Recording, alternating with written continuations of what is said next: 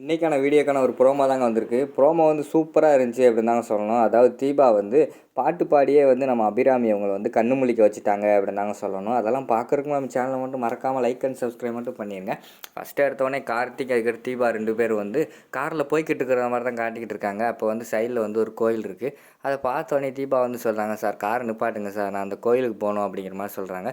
எதுக்கு தீபா, ஆல்ரெடி வந்து நீங்கள் பரிகாரம்னு சொல்லிட்டு சிக்கலில் மாட்டினதெல்லாம் போதாதா, வாங்க நம்ம வந்து ஹாஸ்பிட்டல் போவோம், அம்மா வேறு அங்கே உயிருக்கு வந்து போராடிக்கிட்டு இருக்காங்க, டாக்டர் வேறு என்ன சொல்லிட்டாங்கன்னா 20% தான் பிழைக்கிறதுக்கு வாய்ப்பு இருக்குது அப்படிங்கிற மாதிரி சொல்லிட்டாங்க, இந்த நேரத்தில் எதுக்கு டைம் வேஸ்ட் பண்ணிக்கிட்டு, வாங்க அம்மாவை பார்க்க போவோம் அப்படிங்கிற மாதிரி வந்து கார்த்திக் கூப்பிட்றாங்க. பண்ணேன், இல்லை சார் நான் வந்து கொஞ்சம் நேரம் மட்டும் இந்த அம்மன் கிட்ட மட்டும் கொஞ்சம் வேண்டிட்டு வந்துடுறேனே ப்ளீஸ், எனக்காக மட்டும் இதை பண்ணுங்க அப்படிங்கிற மாதிரி சொல்கிறாங்க. சரி உங்கள் விருப்பம் வாங்க அப்படின்னு சொல்லிட்டு அந்த கோயிலில் போய் இறக்கி விட்டுறாங்க. சரி நீங்கள் வேண்டிக்கிட்டு இருங்க, நான் தான் வந்துடுறேன்னு சொல்லிட்டு கார்த்தி அந்த சைடு போயிடுறாங்க. வெறும் நம்ம தீபா என்ன நினச்சாங்கன்னு தெரியல, சாமிக்கிட்ட வேண்டிக்கிட்டு இருந்தவங்க டக்குன்னு வந்து பாட்டு பாட ஆரம்பிச்சிடுறாங்க. அதாவது சாமி பாட்டு, அம்மன் பாட்டு ஒரு பாட்டு பாட ஆரம்பிச்சிடுறாங்க.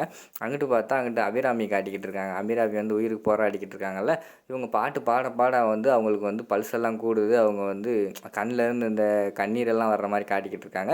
கையில் வந்து கிளிப்பெல்லாம் மாட்டி வச்சுருப்பாங்கல்ல, அதுலேருந்து அவங்க கை விரலெல்லாம் ஆடுற மாதிரி காட்டுறாங்க. அதை பார்த்துட்டு அந்த நர்ஸு வந்து ஒரு ஆச்சரியமாக பார்த்துக்கிட்டு இருக்கிற மாதிரி காட்டிக்கிட்டு இருக்காங்க. இந்த பக்கம் பார்த்தா நம்ம தீபா வந்து பாடுறதை நிப்பாட்டவே இல்லை, அவங்க பாட்டில் பாடிக்கிட்டே இருக்காங்க. கார்த்திக் வந்து டவுட் வந்துடுது, என்னடா தீபா வேண்ட போனாங்க, ஆனால் ஒரு பாட்டு சத்தம் கேட்குது, தீபாவோட சத்தம் மாதிரியே இருக்கே, இந்த சத்தம் தானே பல்லவி பாட்டு போது நமக்கு கேட்டிருக்கோம் அப்படின்னு சொல்லிட்டு அவர் விறுவிறுன்னு கிளம்பி வராரு. தீபா தான் பாட்டு பிடிக்காங்கன்னு நினச்சிட்டு அவர் வந்து பார்க்காரு. வந்து பார்த்தா அவர் ஆச்சரியமாக இருக்குது, தீபா தான் சாமி முன்னாடி நின்றுட்டு கண்ணீர் வடிச்சிட்டு பாட்டு படிச்சுக்கிட்டு இருக்காங்க. அதை பார்த்தோன்னே அவருக்கும் ஒரு மாதிரி ஃபீலிங்ஸ் ஆயிடுது. அப்படியே திகச்சு அந்த இடத்துல நின்று பார்த்துக்கிட்டு இருக்கிற மாதிரி காட்டிக்கிட்டு இருக்காங்க.